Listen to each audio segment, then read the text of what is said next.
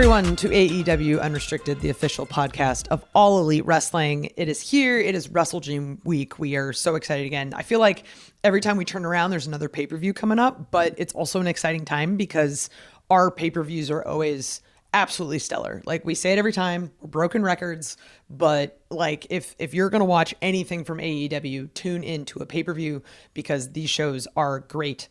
I'm so excited to be here. I'm here with my co-host, Will Washington. We're both dealing with our own technical issues, but we care so much about this podcast and talking about it that we're like, we're going to figure it out. I know. It's like both of us look a little bit different than we do on a normal episode. Right. I'm like slightly angled down because I'm on my laptop rather than my desktop, and you're just in a completely different spot in your house. I'm in the corner of my bedroom because when you live in a small condo and your husband has a very important work meeting, you end up in somewhere else. That's all right. Because it feels like the most wrestling thing ever because it's like, we're going to make it work. Yeah, exactly. That's what we do best. Besides pay-per-view. And another thing that we do quite well is we present this podcast, and that's presented by Upper Deck. And you can collect your favorite wrestlers in 2025 Upper Deck AEW and start your trading card collection today. Unwrap autograph memorabilia or premium tech inserts. Visit upperdeck.com to learn more. I've got so many cards here. It's ridiculous. But I am loving these Metal Universe cards. They're very cool. They're very shiny. They're very cool. Look at this. I got Roosh here. Oh, fun. Talking about. We got Will Ospreay. I'm trying to find like a couple of the real cool, crazy ones. Hold on. Oh, so like these ones are cool. And I haven't seen anything like this before because Upper Deck's been a sponsor for a podcast for a couple of months, but they have these Energize cards. Yes. And this one has like Anthony Bowens looking like a cyborg, which is pretty freaking cool. Well, I got one, and this one is for Nicholas Jackson, of course. And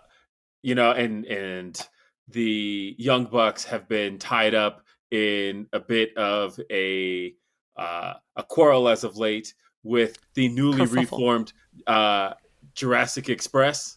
Yay! I'm so excited. Can we talk about like how it all out? Jack Perry shows up and people start doing the thing with the hands before the music ever plays. And I'm like, I love that we're at the point now in our history, like 6 years in, we just had the 6-year anniversary of Dynamite, but like we now have nostalgia. Oh yeah. No, I'm so stoked. I felt it in that moment. You could see it. You could feel it, and it's like, look, obviously, it's one of those things where we had the music prepared, but you don't know what the reaction is going to be until it happens. And when that crowd started doing it, and it's like it's every bit of justification. Everything felt right in that moment. So when it hit, everything was excellent. But look, seeing those two back together as Jurassic Express, we now have Jungle Jack Perry. He's not quite a boy. He's not a boy anymore. Not yet a man. It was funny. I was actually talking to Jack in Jacksonville when we were doing Dynamite, and they had their first like match together since 2022. And I was like, "So what are you now?" He's like, "Oh, I guess I'm like Jungle Jack Perry." I'm like, "So JR was correct this whole time. Like he prophesized it."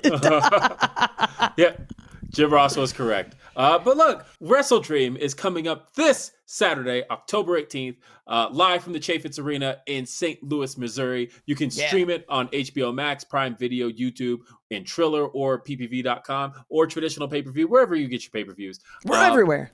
Yeah, St. Louis, this is an exciting pay-per-view. It's an exciting time. St. Louis is an exciting city. We owed St. Louis a pay-per-view when we had to move Full Gear back in 2021, and we gave them WrestleDream last year. And it's like they're getting it. No, they got Dynasty. Did I say WrestleDream? I meant Dynasty. They got Dynasty last year. Yes. Right, because I have WrestleDream in my head, obviously, because we're talking about WrestleDream. They had Dynasty last year. WrestleDream, actually, the point I was going to make about WrestleDream is that how does it feel with this being the first WrestleDream you have to travel for? Brother, like, let's just be real here. Like, I had a feeling that like Wrestle Dream was going to be one of our more traveling shows. And it was just like one of those things that you like secretly hope for. You're like, man, I really be like being able to drive to a pay-per-view. But then there's that excitement of like getting on a plane and going somewhere. And then like we have our custom ref shirts for all the pay-per-views. So like getting to like pack that one in my carry-on and all these sort of things. So it's like, I'm okay with it. I'm okay with it because I know the show's going to be awesome. There's so much good stuff that we're talking about. So it may be the third annual Wrestle Dream, but it's the first one that's out of the Pacific Northwest. I'm very, very excited. Wrestle Dream has a lot of history to it already, despite it being only the third one. I mean, last year we saw Bryan Danielson's last in-ring appearance as a full-time wrestler, where he basically got murdered by Jon Moxley. I know. That's why I was thinking, like, honestly, shout out to all of our friends in Washington, but maybe they need a little break for a minute, because that was We've been through quite some a stuff, devastating man. Yeah. But like, since we're talking about Jon Moxley, like he and the Death Riders have been running Rifshod through AEW. And now that like Pac is back too, which by the way, Pac looks even more ridiculous than he did before. I don't know how that's possible because he was already a ridiculous human being. And now he's just like, you have like 0% body fat. So shout out to Pac for really killing it and using the time away to like improve his physique. But I want to talk about Jon Moxley. He's done a lot of horrible things. We've seen him, you know, nearly murder people with plastic bags. He's had this group of people join him in Marina, in Yuta, in Claudio, Pac's back, all this stuff. And Daniel Garcia. Oh my God, and Daniel Garcia's with him now? Oh my God. And when he like basically broke up with Daddy Magic on TV, I was legitimately hurt. I was like, this just feels wrong, right? Like we've just been rooting for Danny Garcia ever since he joined AEW. And I'm just like, no, why are you hanging out with the bad kids? Honestly, though, like anybody that knows Daniel Garcia, you know that he's got a little bit of an edge to him that we haven't gotten to see as much on TV. And Correct. honestly, when I see him with the Death Riders and I'm seeing him speaking his, like, talking his shit, essentially, it's like, okay, that feels like Daniel Garcia. It feels like Jon Moxley unlocked the Daniel Garcia. It feels right, but I don't want it to be right, if that makes any sense. But since we are talking about Death Riders, I feel like this is a great segue into talking about our first match on Wrestle Dream, which was actually the first match announced. We have an I Quit match, Darby Allin versus Jon Moxley. Oh my God. I'm so happy that Darby Allin came back. He successfully climbed Everest, which I've heard the story now recently, and it's probably the most difficult thing that anyone could possibly do physically and mentally. But now he's back. He came back at All In, like calling out Jon Moxley, and we're finally seeing the two of them sort of collide after they were like Darby was almost murdered All Out. It's like one of those you see Darby almost die, and you're like, how could it get any worse? And then you hear him challenge for an I Quit match, and it's like, oh no, oh, is this going to be the end of Darby Allin? Well, so we talked about, of course, in our All Out preview, one of the things we talked about was that the coffin match was kind of the specialty of Darby Allin. You know, it was a match that he's won on some grand stages. He won it all in Wembley, and like we've seen Darby in that scenario. But at the same time, we've also seen Darby fall short, and unfortunately, this was one of those situations where he did fall short, thanks to Pac. But you know, you talked about Everest, and one of the things in hearing these stories about the climb of Mount Everest is the fact that, like, legitimately, like, I know we say it a lot, but I don't think it's people truly grasp how true it is that Darby might not have come back from that. Yeah, like hearing that there's maybe like 7,000 people in the world ever that could have both summited and come down, because the come down's even harder. Yeah. Like it's not just like, oh, I made it cool. It's like, oh no, it's bad. So for him to overcome that is like, I didn't fully comprehend how ridiculous this was until I heard like the story. It's wild. And that goes to my point that kind of tells us that there really is no quit in Darby Allin. None. And if there's no quit in a man that can scale the highest mountain on earth, going into an I Quit match situation, seems like it could favor Darby, because at the end of the day, I don't know that anybody could ever make Jon Moxley quit. No. Unless you pretty much hung him with a chain. There's pretty much very few situations where you'd ever see Jon Moxley quit. But at the same time, we now know that Darby Allin has zero quit in him. Oh, And yeah. And like seeing him on Dynamite last week with the Molotov cocktail. Shout out to Security Sam for literally like bulldozing him before he lit that thing. oh yeah, look. I mean, there have been a lot of moments that have made Sam a star, but I feel like that one in particular has turned him into an icon. Oh, yeah. I mean, he saved us all a little bit. But like at the same time, like Darby's kind of justified in this, right?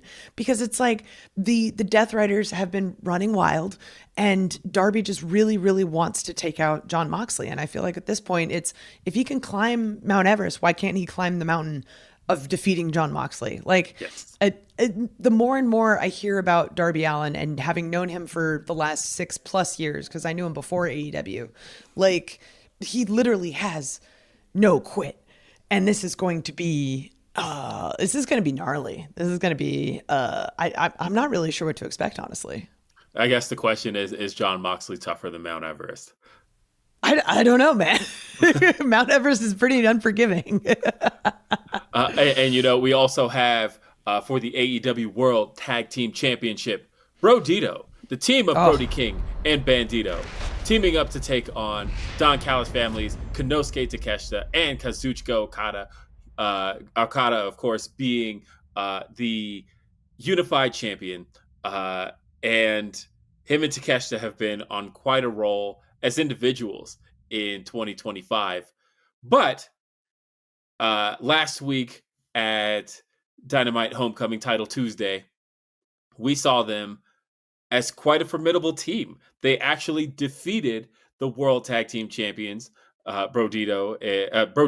And the thing is about that team, Brodito has been, I think, one of my favorite things to come out of this year. When you look at 100%. when you look on at paper, it doesn't work.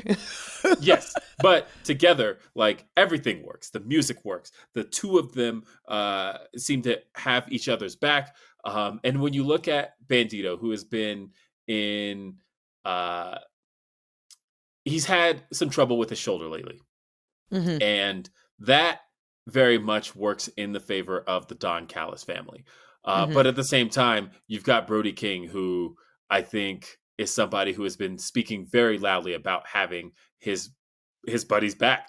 And I think the two of them have proven time and time again, whether it was winning the titles, whether it was retaining the titles at All Out in that ladder match, they have shown that when it comes time to get it done in the ring, they are a well-oiled machine. And at the same time, there's such that dissension between Okada and Takeshita, who wants to be the crown jewel of the Don Callis family. I feel like here you mentioned Bandito's shoulder, right? Like we may not even know some of the like pain that our wrestlers are working through, because there is a lot of it, right? Like it takes a toll on your body. So we have the mental capacity to sort of work through those physical things, but it's really just having the trust and faith in your partner in a tag match that they can have your back, right? And I think in that instance, it's the reason why Brodito has an edge in this, because Okada's a phenomenal wrestler, Takeshita's a phenomenal wrestler, but when you see the two of them together, like they really can't get along.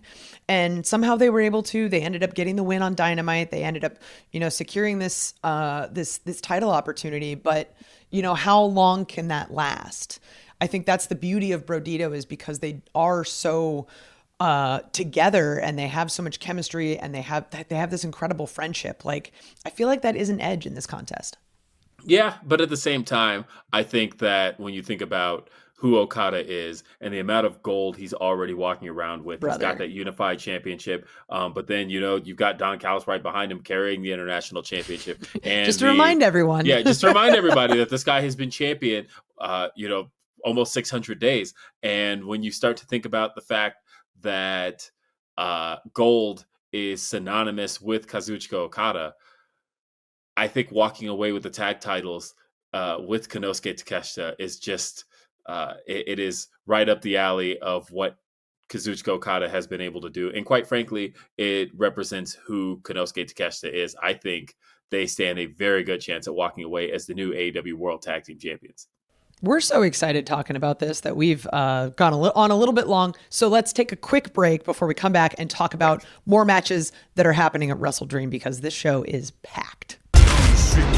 AEW Unrestricted. It's Will Washington. It's Aubrey Edwards. We are talking about AEW Wrestle Dream, which is this Saturday, October 18th, live from the Chaifetz Arena in St. Louis, Missouri. You can stream it on HBO Max, Prime Video, YouTube, Triller, PPV.com, and traditional pay-per-view. Any place you get your pay-per-views, Wrestle Dream is going to be there. And you'll also, if you are in the St. Louis area, make sure you're getting your tickets. AEWTix.com is the way to be a part of this show. We've still got tickets available. And, you know, we were talking about earlier in the show the fact that this is the second pay-per-view that St. Louis has gotten.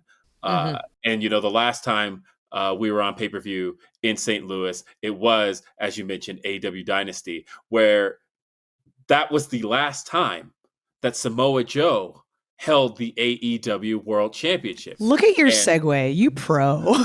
And him walking back into this arena, the very arena that he lost the AEW World Championship in, and he has a chance now to regain the gold by defeating Hangman Adam Page. Hangman versus Samoa Joe. This is a match that I think has been on people's radars for the better part of the last 2 years. We first saw these two come face to face in a confrontation back at the end of 2023. And these two have had verbal confrontation after verbal confrontation, but we have never actually seen them go one-on-one. We saw them face off in a three-way that also included Swerve Strickland. And of course, famously in that match, Hangman Adam Page did tap out, but he didn't necessarily give up. He was just trying to keep Swerve from winning the title, and so he tapped out. There's so much history there. Right. And so, Joe, of course, that's still on the record. Samoa Joe tapped out Hangman Adam Page. No matter how you look at it, in his mind, he tapped out Adam Page. Adam Page knows why he tapped out, but at the same time, he's got to prove at this stage now that he's not that guy anymore. He's not petty enough to give up a match to see somebody else not walk away world champion. This is a new Hangman Adam Page. It's a lot like the old Hangman Adam Page, but a little bit faster, stronger, and wiser. And knowing that this Hangman Adam Page has the opportunity to silence the doubt, prove Samoa Joe wrong, prove that he can defeat Samoa Joe. I think this is what could potentially be another notch in the belt of the Cowboy. But at the same time, Samoa Joe, all-time great. Look, I've been talking about Samoa Joe for a very, very long time. I gave this man Wrestler of the Year in 2005, right? Whoa! 20 years ago. And that's how long Samoa Joe has been at the top of his game. But in the 20 plus years that Samoa Joe has been doing this, he has not slowed down whatsoever. Samoa Joe, you could argue, is better today than he's ever been. You want to talk about a wiser champion. Samoa Joe is a wiser performer than he's ever been. And he is extremely dangerous. And knowing that he has the opportunity to come back into the building that he last walked in as world champion and take away Hangman Adam Page's world championship, I think this could potentially be Samoa Joe's night. So this is always like one of the things here that I really like is seeing the growth of Hangman, right? Like you talked about him tapping out so Swerve wouldn't win the match. And now we see Hangman with like all of that history. Like, let's forget the arson. Let's forget the drinking. Let's forget all of these things that have happened, right? We have Hangman who has grown and become an incredible human being. And I could not be more proud to have that guy as a champion leading our company, right? But as Joe said, he would not be champion right now had the ops not interfered at All In to give him the edge in the win against Jon Moxley to win the title. So it's one of those things where I'm sitting here watching the promo that's happening last Wednesday, and Hangman's like being the guy that you want leading the charge, right? Understanding like, hey, Joe deserves it. Joe, he acknowledges that he owes Samoa Joe a debt of gratitude for All Out, that he owes him a match because they've never had the one-on-one. And then Samoa Joe comes out here and just calls him a pretender. And I'm like, oh, that's a little stab. That's a little shank there, bro. Like, but I feel like that's the kind of thing that Joe is, right? Like, he knows what he did. He's able to come in, he's able to help out where he needs to, but he knows that he's not going to help out for free. And I think that's one of the reasons that Joe has been so successful in this business for so long, is understanding like, okay, I'm going to scratch your back, but now you're scratching mine. And I'm going to make sure that you're feeling like, oh, bro. I was like, this is going to be a good match. Once I saw the two of them talk on Dynamite of Title Tuesday, I was like, ooh, I want to see this. This is definitely like, yeah, I'm excited. And again, thinking about the fact that these guys have had so many verbal confrontations over the last 2 years. And like, I was even thinking back to, I'm pretty sure these two had a verbal confrontation in Daily's place back in January of 2024 in the middle of the ring. And thinking about the fact that as soon as I saw the two of them standing in Daily's place, I was like, I've seen this before. We've seen these two. And the fact that this is their first one-on-one match, we're finally getting to see it. Wild. I'm so excited for this. This is going to be an incredible match for the richest prize in the industry, the AEW World Championship. But you want to talk about top prizes in the industry.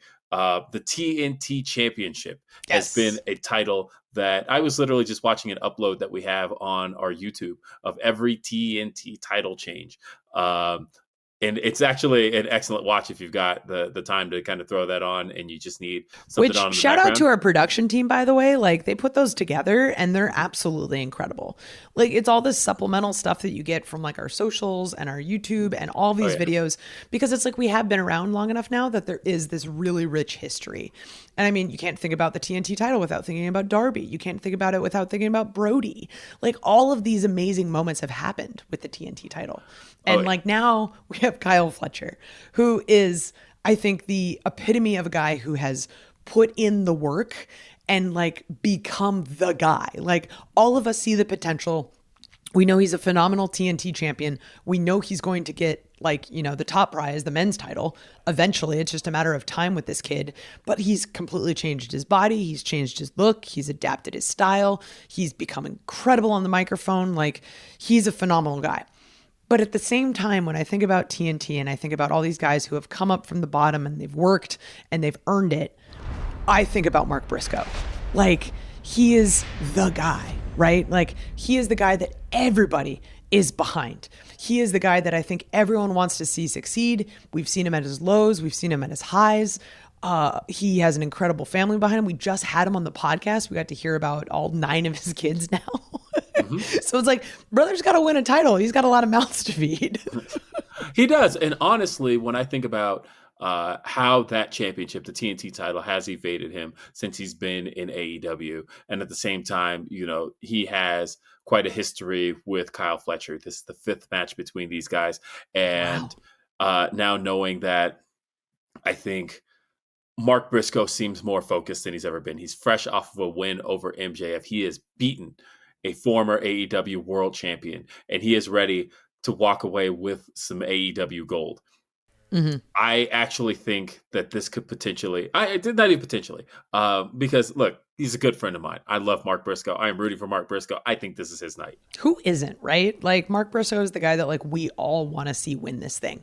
But at the same time, like, seeing Kyle Fletcher win the title from Dustin Rhodes, as awful as that match was, because it was brutal, it was terrible. I think someone threw tacks down someone's gear at some point. Like, a lot of things happened in that match that I never want to see again. But it's like Kyle Fletcher just feels right with gold. So this is one of those ones where I'm almost going to be like proud of both guys when it's done. And I know I'm going to be proud to have whoever be the face of our network. Yeah, absolutely. Look, I'm really proud of watching Kyle Fletcher, like you've said, and watching his growth. Brother. At the same time, though, knowing that, we just talked about the tag team titles before the break, there's got to be some subtraction if there's going to be some addition to the Don Callis family. He just keeps taking everybody. And then they want to take all the gold too. Like, no, Mark Briscoe, there's got to be some subtraction at some point from the Don Callis family, and I am ready to see Mark Briscoe be the one to do it. I feel like I need to add to my LinkedIn, like, Aubrey Edwards, not a member of the Don Callis family. It's almost like there's a greater group of people not involved in it now.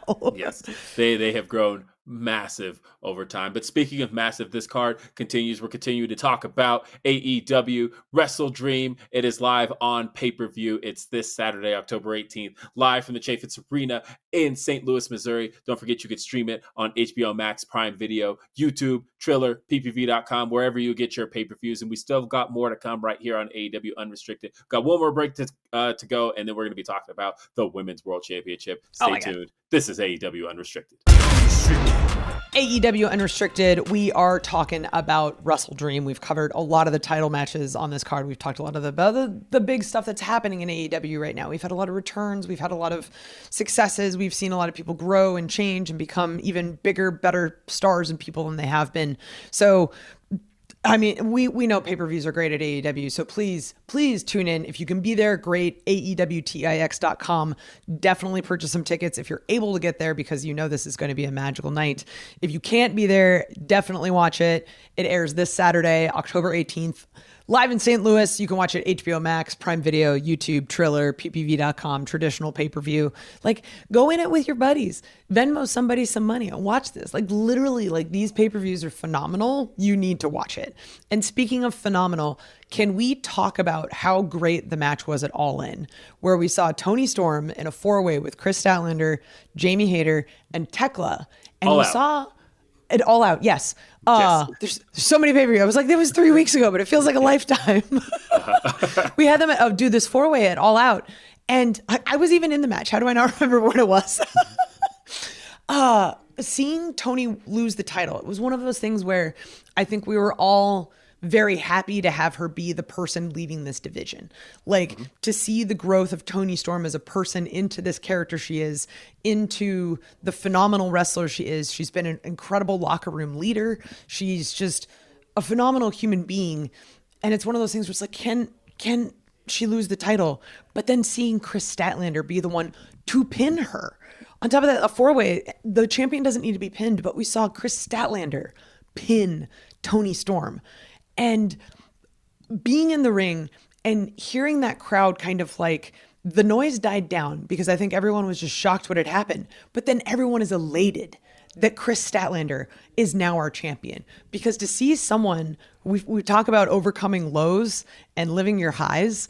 This is a girl who has had 2 major knee injuries and has completely adapted her style in order to compensate for that, and is still just a badass. She is, and on top of that, I love rooting for her because she's just a great person, right? Like, I kid you not, every time we're on the road and I go to the gym, Kris Statlander's in there before everyone else. Like, whether it's Tuesday, whether it's Wednesday, whether it's Thursday, whether it's, Saturday night, it doesn't matter. She's in there working hard and putting in the effort. And I could not be more proud to have her leading this division. But now we see Kris Statlander facing Toni Storm one-on-one. So we can make sure who is the champion for this. We don't have anyone else involved in this matchup. No four-ways anymore. We got one-on-one. And I was shocked to hear that this is their first time ever wrestling one-on-one. Ever. They've been in multi-person matches. They've been in tags. But as far as they're concerned, they have never faced each other one-on-one. And thinking about Toni Storm, we're talking about 4-time AEW Women's World Champion. And, we talk about the amount of reigns people have had before. But what makes Toni Storm unique as a champion is that her 4 reigns are 4 entirely different reigns. You talk about, you've got Toni Storm in her, original debut form, but then her second reign, she's an outcast. Then her third reign, she's the evil timeless Toni Storm. But then in her fourth reign, she's, she's a hero to everybody. And to think about the fact that she has reinvented herself 4 times in 4 different reigns. Like, when we talk about one of the greatest to ever hold the AEW Women's World Championship, obviously she has no peer in that regard. She is synonymous with that championship. But at the same time, Kris Statlander has been here since nearly the beginning of AEW. And, she's got 6 years of history on AEW. She's a former TBS champion. She's actually held the first woman to have both. How incredible. She has held both. She is a former TBS champion. She's a and she's the current AEW Women's World Champion, which is an accolade in itself. Like you said, the first to do both. And that is something that we should all be looking at as one of the great accolades in AEW history.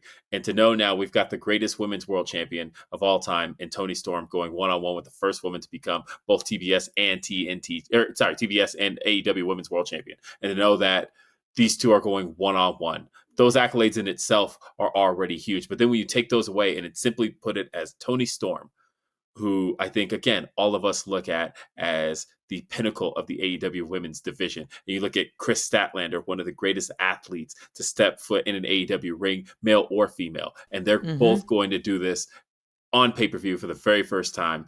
I am more than excited about this. And I'm so glad, we had Chris Statlander on the show when we were previewing All Out, and which is great because I don't think any of us knew that this could potentially happen, and it's like we were just 3 days away from talking to our new AEW Women's World Champion.